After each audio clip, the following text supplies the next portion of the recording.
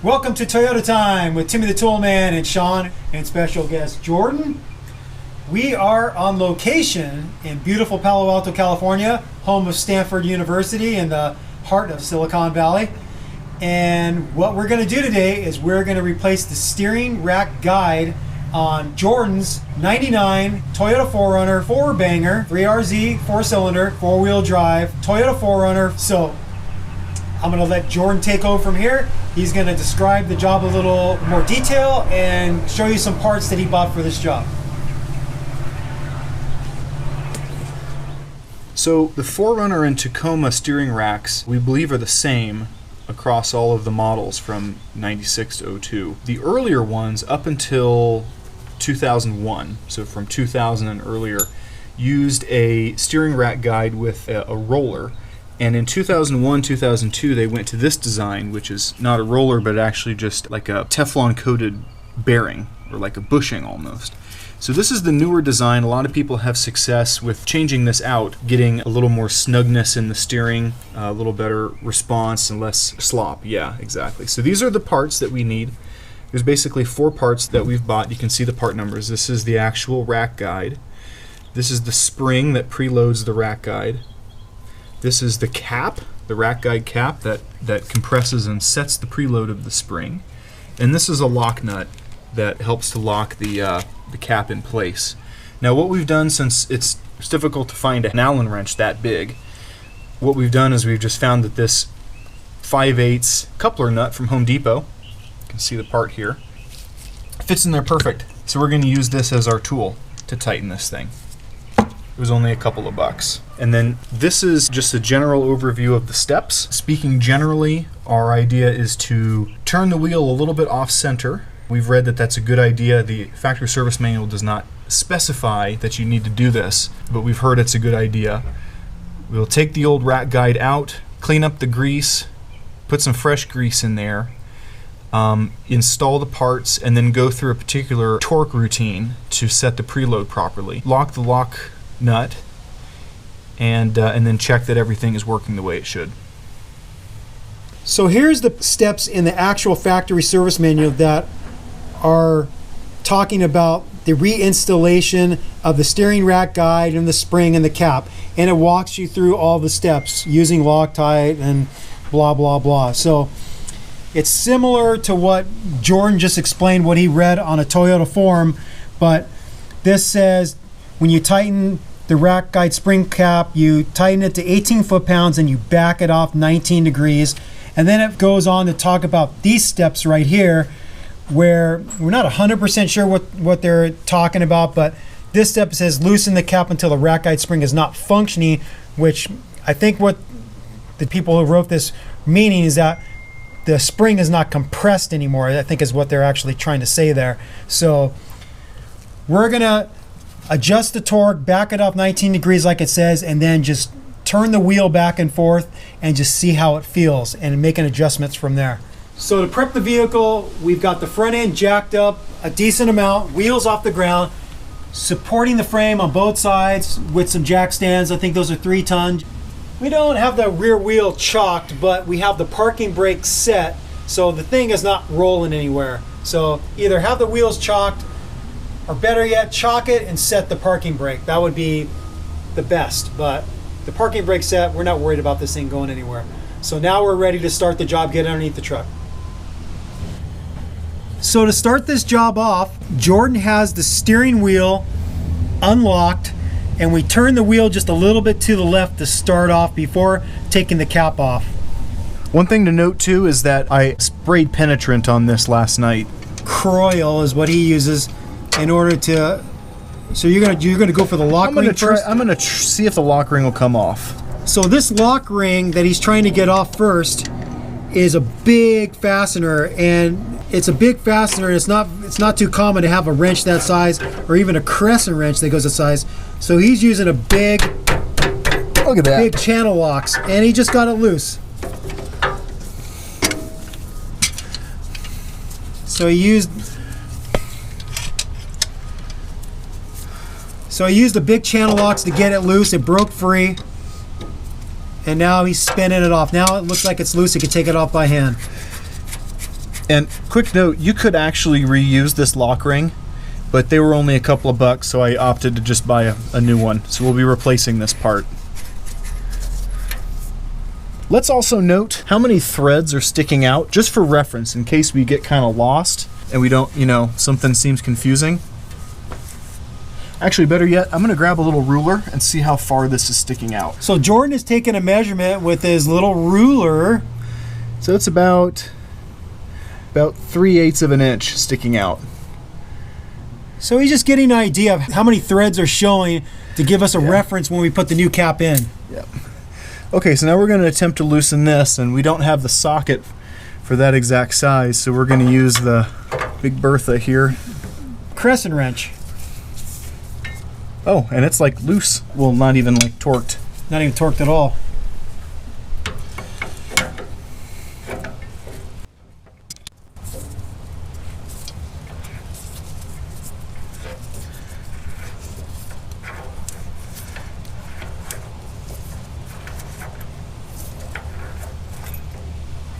Now the cap is out and the spring just fell out. I just saw the spring drop. Yep, there's the spring-a-ling. That spring just fell out. With the cap and the spring out of the way, the next step you got to do is use a magnet to pull that thing out. So that's a Harbor Freight special magnet, and he pulled it right out. The steering rack guide. And there it is, the roller style. That's the roller style. Still running pretty smooth. Doesn't feel like there's anything wrong with that. Okay. Okay. Well, alrighty. There's a look in. Nice packed full of nice, pretty clean grease in there. There's a look inside the steering rack itself. You can see where that roller guide slides along the shaft there. Jordan's just gonna get in there and clean up a little bit of the old grease and re-grease it with some new grease before he puts the new steering rack guide in there. He's turning the wheel because the wheels are off the ground. He can just turn it with his hand, and he's just cleaning up grease along that shaft. Go get some fresh. He's gonna get some fresh grease and re-grease it. Well, here it is cleaned up now. He cleaned up the old grease along the shaft. So here's a comparison of the two rack guides. This is the old style one with the roller, and this is the new style one, which is, it's like a Teflon coated bearing material, some kind of copper, like a Babbitt or something. What is that? Like your engine bearings are made out of Babbitt. It's like a soft but wear resistant metal. Oh, okay. Yeah. So Jordan is just re-greasing it with this finger, moving the wheel and lubricating the shaft with a molybdenum lithium-based grease. Or you have a synthetic grease, huh?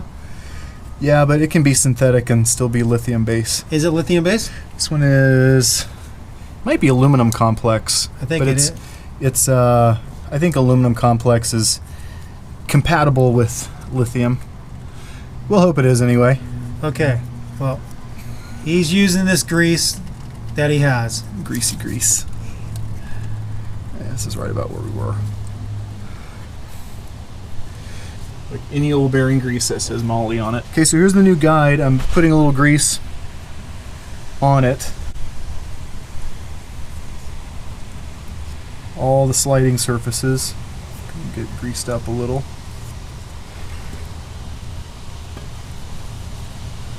And in he goes.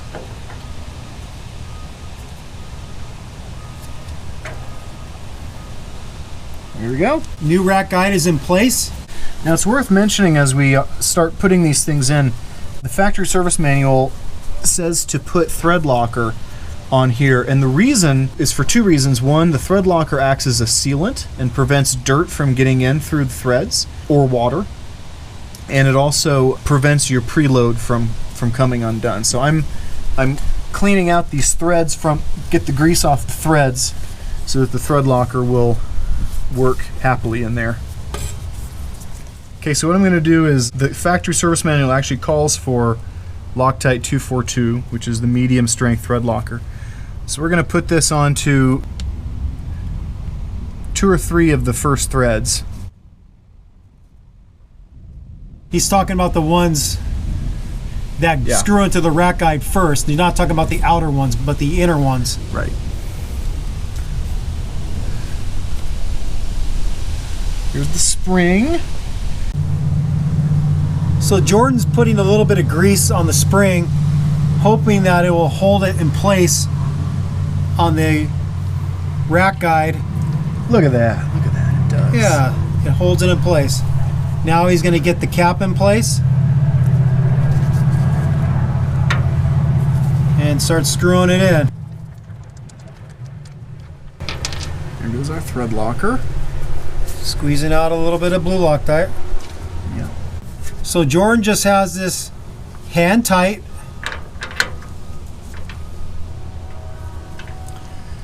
Tighten it a little bit more. So the next step Jordan's going to do is he's going to torque this nut using that 5/8 coupler. He's going to torque it to 18 foot-pounds and then back it off 19 degrees. 19 degrees is not that much. So if you think about a circle, 90 degrees is a right angle, 45 is half of that, and 19 degrees is another half of that. So it's not much. So he just torqued it to 18 foot-pounds, and now he's just going to back it off a little bit. So what I'm going to do is make some marks here and here. That's 90, 45, little less than half of 45. We're going to call that 19 degrees. He gave himself a visual representation of how much to move the nut. He just made some marks on the nut and on the actual steering rack to let him know how much to move the nut, which would be approximately 19 degrees. Short of getting a protractor, yeah. Yeah, I guess you could get a protractor in there and get really technical, but he has a good eye and he's way too much. Okay, let me show you a really good idea that Jordan came up with. So if you look at this, we put a little black mark on here, and then we put marks on the actual steering rack. So this is a mark on the cap, and these are on the steering rack. So when we torqued this to spec, this line was equal with this line, and that was at 18 foot-pounds. And then we put some other marks. So we first went to 90 degrees up here, and then somewhere in the middle, just eyeballing, is 45 degrees, and then somewhere in the middle of that is about 22.5 degrees. And so once this was torqued to 18 foot-pounds, we wanted to know how much to turn the nut, loosen it, to be about 19 degrees. And so it's somewhere right before that 22.5. So Jordan just backed it off that much using this as a guide, and that's how we came up with the 19 degrees loosening after torquing it to 18 foot-pounds. So I hope that makes sense. So giving yourself a visual representation of where the degrees are will be helpful, so it's less guesswork when you're turning the wrench to loosen it to back it off that 19 degrees. So after we installed the new rack and torqued it and turned it back 19 degrees, like the FSM says, we checked just the load on the steering, and it feels both from turning the wheels by hand and actually turning the steering wheel, it feels about the same. Maybe slightly more, it's difficult to say. So I think a road test will tell a lot, and if it does not return to center, or if it feels a little too tight during a road test, we can always back this off just a little further. Okay. So now the next thing we're going to do is install the lock nut, and we're going to put a little bit of Loctite on the lock nut as well. So we're going to use blue Loctite on the lock nut itself as well as the cap. So Jordan just putting a little blue 242 Loctite on the lock nut female threads.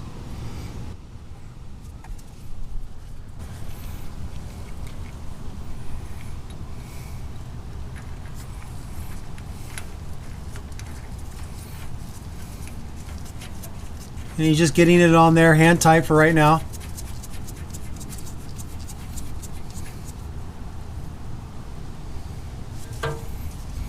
Now what occurred to me, Tim, is this is actually going to, the ring, the nut is now, it's covered over our marks. So what I'm going to do is make a new mark here. I'm just going to use the center, this little boss right here. That'll be my 0 mark.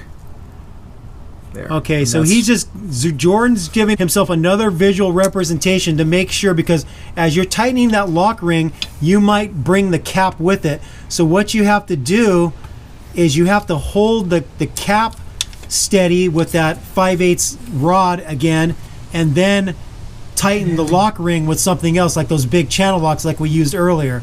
So you want to hold that cap steady while you tighten the lock ring. So there's actually a torque spec for this. I think it's like 40 or 50, but there's really no way for us to do that. So we're just going to hold this tight. So I'm holding the 5/8 rod with a breaker bar while Jordan's grabbing the channel locks and tightening the lock ring. Okay, I think we might have it enough already. Is it still? Yeah, it's still where it's supposed to be. You can take it out now. I think we're in good shape. I tightened that lock nut pretty good. Okay. And now we also have a nice mark. You know, we can see after driving it around if it has tended to move around at all. Okay, good. When you're tightening this lock ring on the outer diameter of this cap, you just don't want to drag the cap with it and over tighten it. So you have to hold this steady while tightening this up, and we don't have a big ass socket for this or anything, so you have to use something like a channel locks or a huge open end wrench, which we don't have.